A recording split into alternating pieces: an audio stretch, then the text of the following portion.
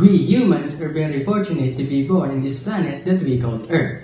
It provides us everything we need to progress in life. It also serves as a safety place for us to live. And one of the many things that keep us safe is the ozone layer. Good day to everyone. I am Kenneth Tapado with my partner Andre Lulu, and we are the Group 5 of 10 Perseverance. Today we'll talk about the science behind the formation of the ozone layer in the stratosphere.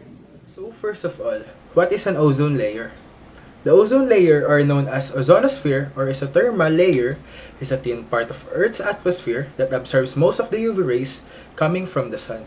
So before we get too deep into our topic, when did the ozone layer actually started to form? Well, you see, around 600 million years ago, a thin layer of ozone was formed by the interaction of oxygen and UV rays that is capable from protecting the life from the harmful UV radiation from the sun, which is helpful because before the ozone is formed, the life on Earth only existed under the sea where it acted as a shield from the UV rays. But moving forward to the present day, ozone layer is important to keep the life on Earth. So the next in our topic is the meaning of stratosphere. So the stratosphere is the second major layer of Earth between the mesosphere and troposphere. And this is where the ozone layer is. It is around 10 km above the ground, and this is where the ozone is abundant as it absorbs the ultraviolet radiation from the sun. Now that we know the meaning of ozone and stratosphere, we will now move on how ozone is formed in the stratosphere. So the ozone layer is naturally formed by the interaction of ultraviolet radiation with molecular oxygen. The temperature in the stratosphere is also affected by the formation of ozone, and it can reach up to 15 degrees Celsius, which makes it very dry. This is also the reason on why commercial aircraft prefer to fly in the lower stratosphere. Well, enough for that, and we shall move on to our next topic. So why is the ozone layer in the stratosphere? Well, the stratosphere is a good place for the molecular ozone to stay because ground level ozone is actually dangerous from humans. And also the plants, as it can damage vegetation and ecosystems.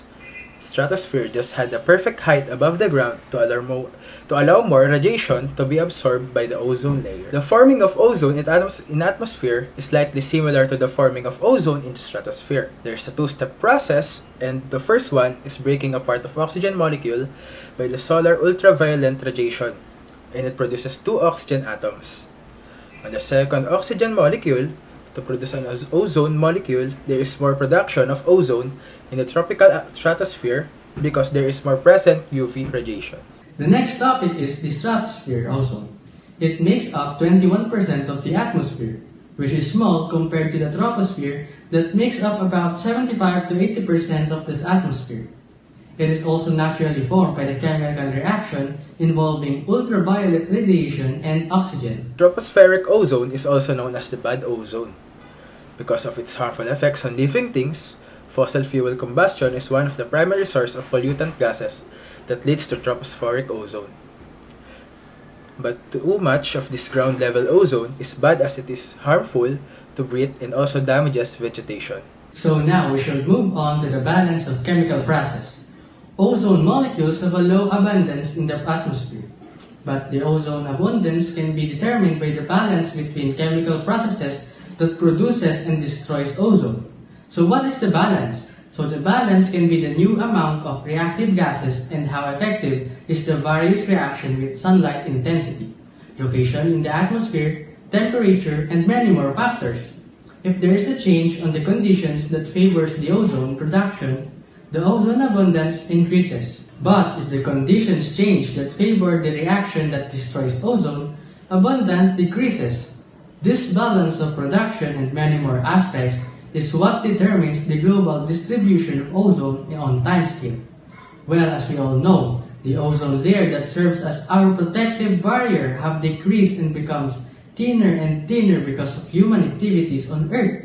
In 1988, there has been an emission of 1.46 million tons of ozone-depleting substances, which is the highest over the last 2 decades, which greatly impact our ozone layer. We now know the importance of ozone layer to every one of us as it is our barrier to the UV radiation from the sun. We also tackle the process of making molecular ozone where most of that process occurs. We also talk about the different sphere and their effects in our everyday lives, and lastly, the balance of chemical process in stratosphere and troposphere. That is all for today. Once again, we are Group 5, and thank you for watching. We hope you the best.